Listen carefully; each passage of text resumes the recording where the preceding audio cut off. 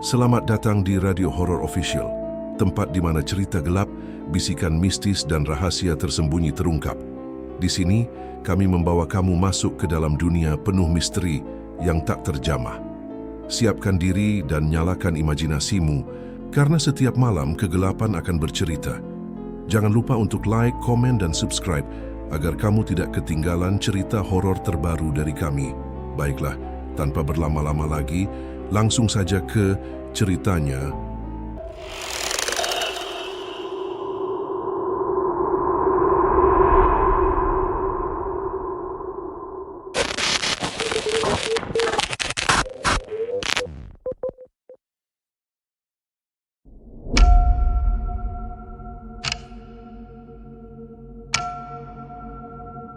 Malam di lereng Gunung Ciremai selalu membawa hawa dingin menusuk tulang. Angin gunung yang turun dari puncak sering terdengar seperti bisikan panjang, seolah ada yang memanggil dari balik kegelapan hutan. Di desa kecil yang berada di kaki gunung itu, orang-orang sudah terbiasa dengan kisah mistis yang diwariskan turun-temurun. Jangan berani melewati jalan setapak menuju gua itu setelah matahari terbenam. Banyak yang tak pernah kembali, begitu pesan para orang tua kepada anak-anak mereka. Desa itu tampak sederhana, rumah-rumah kayu berdiri saling berjauhan, namun selalu diselimuti perasaan was-was setiap malam Jumat Kliwon. Konon, di gua tua yang berada di hutan lereng Ciremai, masih bersemayam siluman penunggu pesugihan. Sosoknya tak pernah benar-benar jelas. Ada yang bilang seperti lelaki raksasa bermata merah, ada pula yang melihatnya sebagai ular raksasa yang bersisik emas. Cerita itu bukan sekadar dongeng. Beberapa keluarga kaya mendadak di desa itu selalu mengira punya hubungan dengan gua tersebut. Warga hanya berani berbisik, karena siapapun yang terlalu banyak bertanya biasanya akan mengalami nasib buruk, teror di rumahnya, atau sakit mendadak yang tidak bisa diobati. Suatu malam, di kejauhan terlihat cahaya samar dari dalam hutan, tepat mengarah ke gua keramat. Warga yang sedang ronda hanya bisa saling memandang dengan wajah pucat. Salah seorang dari mereka berbisik lirih. Itu, pasti ada yang lagi ngalap berkah di gua pesugihan. Sejak malam itu, perasaan takut semakin kuat menyelamatkan desa. Seperti ada yang akan terjadi, sesuatu yang kelak membuka kembali kutukan lama di kaki Gunung Ciremai. Di desa lereng Ciremai itu, hiduplah seorang lelaki tua bernama Wiranta. Dahulu ia dikenal sebagai petani sederhana, namun lambat laun ia terpuruk dalam kemiskinan. Sawahnya habis dijual satu persatu untuk membayar hutang, istrinya sudah lama meninggal, dan kini ia tinggal bersama anak lelakinya yang baru menikah. Sejak putranya membawa seorang menantu wanita ke rumah, Wiranta seolah memiliki alasan baru untuk bertahan hidup. Namun di dalam hatinya yang busuk, bukan kebahagiaan yang tumbuh, melainkan rasa iri dan dengki. Ia sering merasa rendah di hadapan para tetangga yang hidup berkecukupan. Setiap kali melihat rumah-rumah megah milik warga yang dulunya juga miskin, pikiran dipenuhi tanda tanya. Kenapa mereka bisa kaya mendadak? Padahal dulu tak punya apa-apa, gumamnya penuh curiga. Bisikan itu makin sering muncul, terutama saat ia duduk sendirian di beranda rumah. Malam-malamnya dipenuhi rasa gelisah, seperti ada suara yang menggodanya. Kalau kau ingin kaya, pergilah ke gua itu, berikan apa yang paling berharga, lalu kekayaan akan jadi milikmu. Wiranta mencoba menepis suara itu, tapi semakin dia menolak, semakin kuat bisikan itu terdengar. Hingga suatu malam, saat hujan deras mengguyur desa, ia berjalan seorang diri ke warung kopi. Di sana, ia bertemu dengan seorang lelaki tua asing yang wajahnya tak pernah dilihat warga sebelumnya. Lelaki itu menatap tajam lalu berbisik, "Kalau kau ingin keluar dari kemiskinan, datanglah ke gua di kaki Ciremai. Di sana ada jalan cepat, asal kau berani membayarnya." Sejak malam itu, pikiran Wiranta terus diliputi kebimbangan. Ia tahu apa yang dimaksud, pesugihan Gunung Ciremai. Dan dalam hati kecilnya, ia mulai merencanakan sesuatu yang kelak akan menyeret keluarganya ke dalam kengerian. Menantu Wiranta bernama Sekar, seorang perempuan muda yang cantik, lembut, dan rajin. Ia berasal dari desa sebelah, menikah dengan anak laki-laki Wiranta yang bernama Bagas. Sejak awal, Sekar selalu berusaha berbakti kepada mertuanya, meski sering menerima datangnya dingin dari Wiranta. Setiap pagi, Sekar bangun paling awal. Ia menyiapkan air panas untuk mandi mertuanya, memasak makanan sederhana, lalu membantu Bagas ke sawah. Meski hidup miskin, Sekar tidak pernah mengeluh. Ia justru sering menguatkan suami. Yang penting kita hidup jujur, Mas. Rejeki memang kadang datang lambat, tapi yang penting halal. Kata-kata itu sebenarnya menusuk telinga Wiranta. Ia merasa seolah-olah isiannya memenuhi dirinya, meskipun Sekar tidak pernah bermaksud demikian. Di dalam hati yang sudah terisi ambisi, Sekar perlahan berubah menjadi sosok yang ia pandang sebagai penghalang kekayaannya. Malam-malam tertentu, saat Wiranta termenung di beranda, ia mulai membayangkan wajah Sekar yang bersinar di bawah cahaya lampu teplok. Namun dalam pemikirannya, wajah itu bukan lagi wajah penuh kasih, melainkan calon tumbal untuk pesugihan yang tengah ia rencanakan. Bisikan gaib dari gua keramat semakin jelas. Wanita muda itu, darahnya murni, persembahkan dia, maka pintu kekayaan akan terbuka untukmu. Tubuh Wiranta bergetar setiap kali mendengar suara itu. Namun bukannya takut, ia malah merasa tertarik. Menuntunya yang polos dan baik hati, tanpa disadari, telah dipilih sebagai korban oleh kekuatan gaib penunggu Gunung Ciremai. Dan sejak malam itu, Wiranta mulai menyusun rencana gelap untuk menghadirkan Sekar sebagai tumbal. Malam itu bulan tertutup mendung. Angin gunung menderu, membuat pepohonan di lereng Gunung Ciremai berderak-derak seperti akan tumbang. Wiranta berjalan sendirian, menembus hutan dengan membawa dupa, seekor ayam hitam, dan sebilah pisau kecil. Langkahnya berhenti di depan sebuah gua tua yang mulutnya tertutup semak belukar. Bau anyir menyengat keluar dari dalam, bercampur dengan hawa dingin yang menusuk kulit. Orang-orang desa menyebut tempat itu sebagai Lawang Angker, pintu menuju dunia lain. Wiranta berkemah, menyalakan dupa, lalu mulai membaca mantra yang pernah mengajari lelaki tua misterius di warung kopi. Lidahnya keluh, tapi semakin lama ia melafalkan mantra, semakin kuat angin berhembus, seolah gua itu hidup. Dari kegelapan gua, terdengar suara berat menggema. "Siapa yang berani memanggilku?" Wiranta menelan ludah, tubuhnya gemetar, namun mulutnya berani menjawab. Aku ingin kekayaan. Aku ingin keluar dari kemiskinan." Tiba-tiba, dua mata merah menyala muncul di dalam gua. Sosok bayangan besar dengan tubuh menyerupai ular raksasa yang perlahan mendekat. Suara desisnya membuat dada Wiranta sesak. "Kekayaan bisa kau dapat, tapi kau harus menyerahkan tumbal.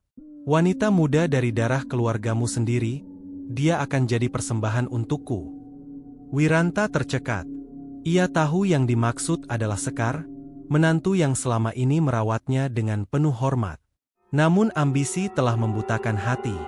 Dengan suara bergetar, ia menjawab, Aku sanggup. Akan kuserahkan dia." Seketika itu juga, gua berguncang, dan dari dalam terdengar tawa menggelegar. "Hahaha, baiklah. Saat bulan gelap berikutnya, bawalah wanita itu ke sini. Maka segala harta dunia akan menjadi milikmu." Wiranta menundukkan kepala dalam-dalam. Di dadanya, rasa takut dan rasa serakah bercampur menjadi satu. Malam itu, perjanjian gelap telah ditandatangani, dan jalan pulang bagi keluarganya sudah tertutup oleh kutukan. Sejak malam perjanjian itu, Wiranta tidak lagi tenang. Setiap kali ia melihat Sekar sedang menumbuk padi di halaman, atau sedang tertawa kecil bersama Bagas, suara gaib dari gua seakan terus berbisik di telinga. "Wanita itu, bawa dia ke gua, darahnya akan jadi jembatan bagi kekayaanmu." Hatinya diliputi rasa bersalah, tapi bayangan rumah megah, emas, dan sawah luas terus menekan hati nuraninya. Hingga akhirnya, keserakahan mengalahkan belas kasihan. Wiranta mulai menyusun rencana. Ia pura-pura lebih baik kepada menantunya. Jika dulu ia sering bersungut-sungut, kini ia lebih banyak tersenyum. bahkan memuji masakan Sekar. Bagas sampai heran melihat perubahan ayahnya, tapi dia menganggap itu pertanda baik. Suatu sore, saat keluarga kecil itu sedang makan di dapur, Wiranta berdehem pelan. "Sekar, beberapa hari lagi aku ingin kau menemaniku ke hutan. Ada obat tanaman di lereng gunung, katanya bisa menyembuhkan sakit sendi tua ini. Kau kuat jalan kaki." Sekar menatap suaminya, lalu tersenyum lembut. "Baik, Bapak. Kalau memang bisa buat kesehatan, Sekar ikut." Bagas tak menaruh curiga sedikit pun. Ia justru bangga karena istrinya selalu patuh pada mertuanya. Sementara itu, di balik senyum tipisnya, Wiranta menyembunyikan niat hitam. Malam-malam berikutnya, ia terus berlatih membaca mantera. Di lumbung padi, ia menyimpan kain putih dan sesaji untuk ritual. Semuanya dipersiapkan agar pada saat tiba, ia bisa menyeret Sekar ke gua keramat tanpa seorang pun tahu. Di dalam hatinya, hanya ada satu pikiran. Kekayaan akan segera datang, janji tumbal itu dipersembahkan tepat pada waktunya. Malam itu sunyi. Bulan benar-benar gelap, hanya suara jangkrik dan desiran angin gunung yang terdengar. Wiranta berjalan di depan, membawa obor dan sebilah pisau kecil terselip di pinggang. Di belakangnya, Sekar mengikuti dengan wajah polos, sesekali menanyakan tujuan mereka. "Bapak, kita jauh sekali masuk hutan. Memang tanaman obatnya ada di sini?" tanya Sekar sambil memegang kain jarik di tubuhnya. Wiranta hanya mengangguk tanpa menoleh. Di matanya, obor yang berkedip-kedip seperti api neraka, seolah menegaskan niat jahatnya malam itu. Akhirnya mereka sampai di depan gua keramat. Bau anyir menusuk, hawa dingin menyergap, membuat Sekar merinding. Ia melangkah mundur sedikit, tapi Wiranta cepat menahan lengannya. "Tenang saja, Nak, obatnya ada di dalam gua ini." Sekar ingin. Ada rasa aneh di hatinya, tapi dia masih percaya pada mertuanya. Perlahan-lahan mereka masuk ke dalam gua yang gelap gulata. Semakin jauh, suara tetesan air bercampur dengan bisikan gaib yang samar-samar terdengar. Tiba-tiba, angin kencang berhembus dari dalam, menyiarkan obor seketika. Kegelapannya pekat. Sekar panik. "Bapak, obornya mati, aku takut." Pada saat itulah, suara berat bergema dari dinding gua. "Mana tumbal yang kau janjikan itu?" Sekar terkejut, gemetar. Ia mencoba meraba mencari jalan keluar, tapi Wiranta justru mendorongnya ke tengah gua. "Maafkan aku, Sekar, ini demi keluarga kita." Seketika cahaya merah menyala dari dalam gua. Dari kegelapan, muncul sosok siluman raksasa menyerupai ular dengan sisik emas berkilau. Matanya menyala, lidah bercabang menjulur ke arah Sekar. Sekar menjerit tenaga. Suara tangisannya menggema, tapi tak ada yang mendengarnya dari luar hutan. Tubuhnya perlahan terserap kegelapan, hanya kain jariknya yang terjatuh di dekat kaki Wiranta. Tangisan terakhir itu terus bergaung di telinga Wiranta. Namun tak ada jalan kembali, ritual telah selesai. Menantu itu telah menjadi persembahan. Dan malam itu juga, dari kegelapan gua, terdengar tawa mengerikan. "Hahaha, perjanjianmu terpenuhi. Bersiaplah menerima kekayaan duniawi, tapi jangan lupa, arwahnya akan terus mengikutimu." Wiranta keluar dari gua dengan wajah pucat. Di tangannya, ia menggenggam kain jarik yang basah oleh darah. Dalam hatinya ia tahu, ia baru saja membuka pintu teror yang takkan pernah tertutup. Beberapa hari setelah ritual malam, kehidupan Wiranta berubah drastis. Orang-orang desa terheran-heran melihatnya. Sawah yang dulunya kering dan tak terurus, tiba-tiba penuh dengan padi yang tumbuh di pinggiran kota. Binatang ternak yang hilang, entah dari mana datangnya, kini memenuhi kandang di belakang rumah. Bahkan di pasar, usaha dagang Bagas, anaknya, mendadak ramai pembeli meski sebelumnya hampir bangkrut. "Pak Wiranta sekarang rezekinya ngalir terus ya," gumam salah satu tetangga dengan nada iri. Wiranta hanya tersenyum tipis, tapi di dalam dadanya ada rasa bangga bercampur ngeri. Ia tahu betul, semua itu bukan rejeki halal, melainkan biaya dari arwah Sekar yang sudah ia tumbalkan. Bagas, yang polos, justru merasa heran sekaligus bahagia. "Bapak, kita benar-benar seperti mendapat berkah. Aku tak tahu bagaimana, tapi semua terasa lancar. Sayang Sekar tidak bisa ikut merasakan."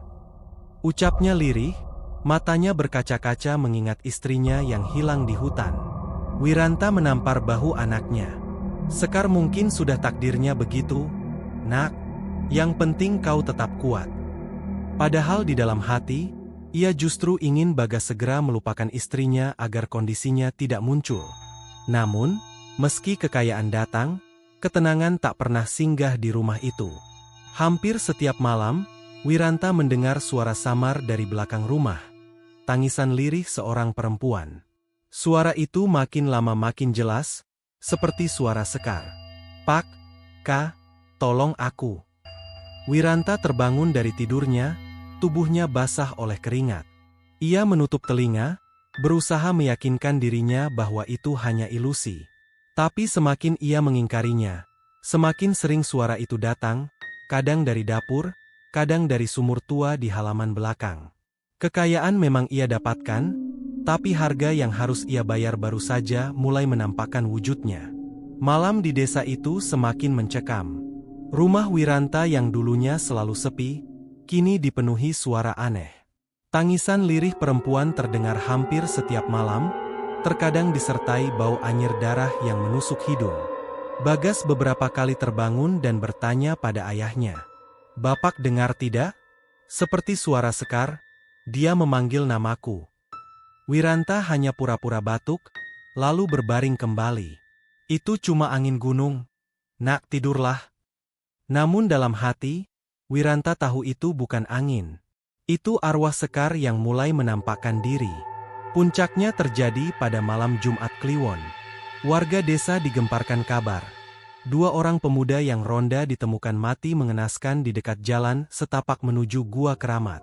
Tubuh mereka membiru, mata melotot seakan menyaksikan sesuatu yang mengerikan sebelum ajal tiba. Di samping jasad mereka, warga menemukan jejak kaki kecil perempuan yang berlumuran lumpur. Namun anehnya jejak itu berhenti begitu saja di tengah jalan. Desa pun heboh. Orang-orang mulai menceritakan kematian misterius itu dengan hilangnya Sekar beberapa waktu lalu.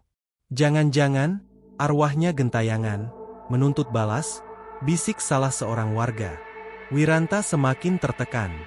Malam itu, ketika dia hendak tidur, dia melihat bayangan perempuan berdiri di pojok kamarnya. Rambut panjang terurai, wajah pucat penuh darah, dan mata menatap lurus ke arahnya. "Bapak," suara itu parau, seperti berasal dari 2 dunia. "Kenapa tega pada aku?" Wiranta terbangun dengan teriakan keras, membuat Bagas berlari masuk ke dalam ruangan. Namun saat pintu dibuka, sosok itu sudah hilang, menyisakan bau anyir yang menusuk. Sejak saat itu, Wiranta tahu, arwah Sekar tidak hanya menangis. Ia mulai menuntut balas sejak kematian misterius para pemuda ronda itu. Suasana desa semakin mencekam. Orang-orang tak berani keluar rumah selepas maghrib. Bahkan suara gamelan dari hajatan pun kini jarang terdengar, menggantikan bisikan-bisikan tentang arwah Sekar yang gentayangan.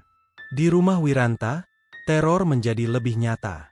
Hampir setiap malam, terdengar suara langkah kaki perempuan berlari di atas atap rumah. Kadang-kadang suara pintu digedor dari luar, padahal ketika terbuka tak ada siapapun. Bagas mulai merasa ketakutan. "Bapak, ini bukan angin, ini bukan mimpi. Aku yakin Sekar kembali, dia mencariku," ucapnya dengan mata penuh air. Wiranta hanya bisa menunduk. Ia tahu betul arwah yang datang bukan mencari Bagas untuk pulang, melainkan mencari dirinya sendiri, sang musuh. Suatu malam, saat Wiranta hendak mengambil air di sumur belakang, ia melihat sesuatu. Dari dalam sumur, muncul bayangan wajah Sekar. Rambut panjangnya basah, mata merah menatap tajam. "Pak, aku dingin di sini. Kenapa kau kuburkan aku dalam perjanjian itu?" Wiranta tersungkur jatuh, bara di tangannya terlepas. Tubuhnya gemetar, napasnya terengah-engah. Namun sebelum ia sempat berlari, suara cekikikan perempuan menggema di sekeliling rumah. Tak hanya Wiranta, warga desa pun mulai merasakan gangguan. Di sawah, beberapa petani mengaku melihat perempuan berjarik berjalan di pematang dengan kepala miring, lalu menghilang begitu saja. Di dekat pohon besar, anak-anak ronda sering mendengar suara tangisan perempuan.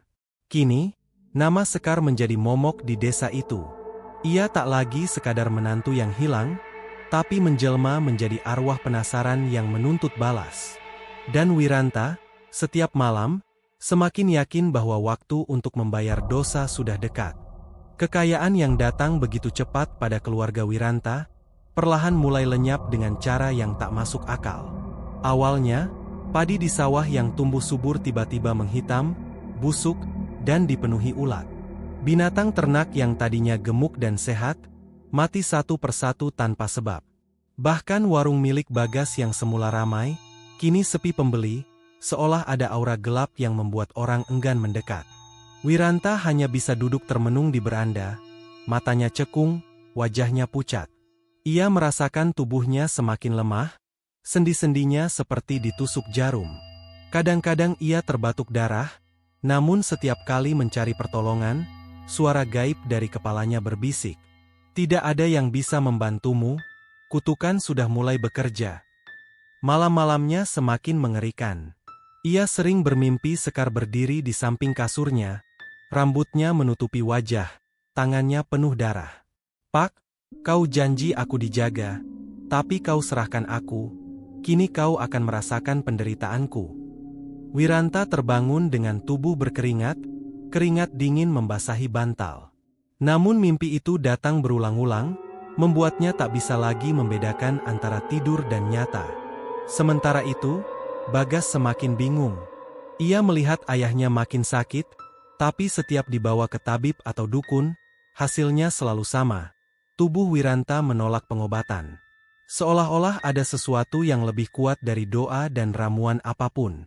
"Bapak, apa sebenarnya yang terjadi?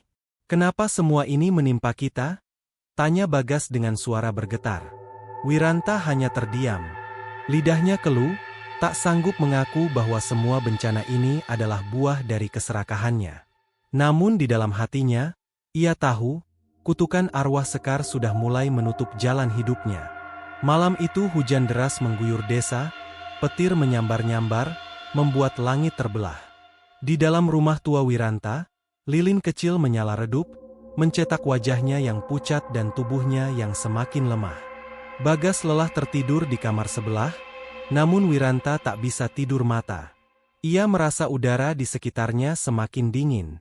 Bau anyir darah tiba-tiba memenuhi ruangan. Lalu terdengar suara langkah pelan, tap, tap, tap, menuju interior. Wiranta mencoba bangkit, tapi tubuhnya seolah terkunci. Pintu kamar terbuka perlahan, menimbulkan suara berderit panjang. Dari balik kegelapan, muncullah sosok yang paling ia takuti, Sekar. Rambutnya basah, menutupi wajah pucat penuh darah, kain jariknya robek, dan matanya menyala merah. Tangannya menjuntai dengan kuku panjang berlumuran tanah. "Baa apa aak?" Suara parau, menggema seperti datang dari dalam gua. "Kenapa tega menyerahkan aku?" Wiranta memohon dengan suara terbata-bata, "Ampuni aku, Sekar, aku terpaksa, demi keluarga kita." Sekar melangkah maju, dan setiap langkahnya membuat lantai kayu berderit keras. Ia menunduk, wajahnya kini hanya sejengkal dari Wiranta. Tangan dinginnya yang basah menyentuh leher Wiranta. "Demi keluarga, kau korbankan aku untuk kekayaanmu, sekarang rasakan sakitku." Tiba-tiba, kuku-kukunya mencengkeram leher Wiranta dengan kuat. Wiranta menjerit sekeras-kerasnya, memecahkan suara hujan.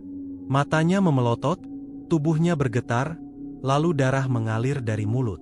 Bagas terbangun karena teriakan itu. Ia berlari masuk ke kamar, namun yang dilihatnya hanya ayahnya yang tergeletak di lantai dengan wajah membiru. Di pojok ruangan, ia sempat menangkap bayangan perempuan berambut panjang yang menghilang ke arah jendela bersama hembusan angin dingin. Wiranta terbunuh dengan cara mengenaskan, Matanya terbuka lebar seolah masih menyimpan rasa takut terakhirnya. Arwah Sekar telah menuntaskan balas dendamnya, namun tidak berarti teror itu telah selesai. Kematian Wiranta menjadi buah bibir seluruh desa. Bagas menangis histeris saat melihat jenazah ayah membiru dengan wajah menegangkan. Namun keanehan tak berhenti di situ. Ketika warga mencoba memakamkan Wiranta, tanah liang lahat yang sudah digali tiba-tiba longsor sendiri, seolah menolak jasadnya. Dicoba lagi di tempat lain, tanah kembali ambruk. 3 kali usaha penguburan dilakukan, semuanya gagal. Akhirnya, seorang tetua desa berkata lirih, "Jasad ini sudah ditolak bumi. Dosa pesugihan takkan sampai di tempat di alam tanah." Karena terpaksa, jasad Wiranta dimakamkan di tepi hutan, dekat jalan menuju Gua Keramat. Malam setelah pemakaman, warga yang lewat mengaku mendengar suara lirih dan suara orang minta tolong dari arah makam itu. Sejak saat itu, desa lereng Ciremai semakin melebarkan ketakutan. Banyak yang bersumpah melihat sosok perempuan berambut panjang berjalan di pematang sawah dengan wajah meneteskan darah. Tak lain adalah arwah Sekar. Sementara di Gua Keramat, cahaya merah kadang terlihat berkedip dari dalam, mengeluarkan suara cekikikan yang mengerikan. Warga percaya, Sekar kini menjadi penunggu baru gua pesugihan, arwah penasaran yang terus menjerat siapapun yang berani membuat perjanjian serupa. Hingga kini, setiap malam Jumat Kliwon, orang yang lewat dekat gua itu kadang mendengar suara tangisan perempuan, memanggil dengan lirih, "Pak, kenapa tega pada aku?" Dan itulah yang membuat legenda pesugihan Gunung Ciremai terus hidup, menjadi peringatan bahwa keserakahan selalu menuntut bayaran, bahkan dengan darah keluarga sendiri.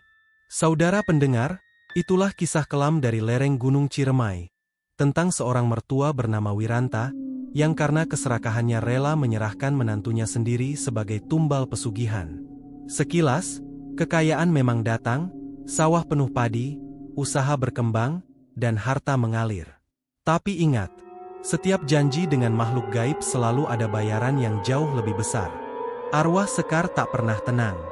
Ia kembali, menuntut balas pada orang yang menyelamatkannya. Dan benar saja, Wiranta akhirnya mati dengan cara mengenaskan, bahkan jasadnya ditolak bumi. Kini, warga percaya, arwah Sekar masih menjadi penunggu Gua Keramat di kaki Gunung Ciremai. Tangisannya kadang terdengar lirih di malam yang sunyi, terutama pada malam Jumat Kliwon. Jadi, kalau suatu saat Anda lewat di jalan lereng-lereng Ciremai, lalu mendengar suara perempuan berteriak memanggil, "Pak, kenapa tega pada aku?" Berhati-hatilah, jangan sampai menoleh. Sebab bisa jadi, yang memanggil itu bukan manusia lagi,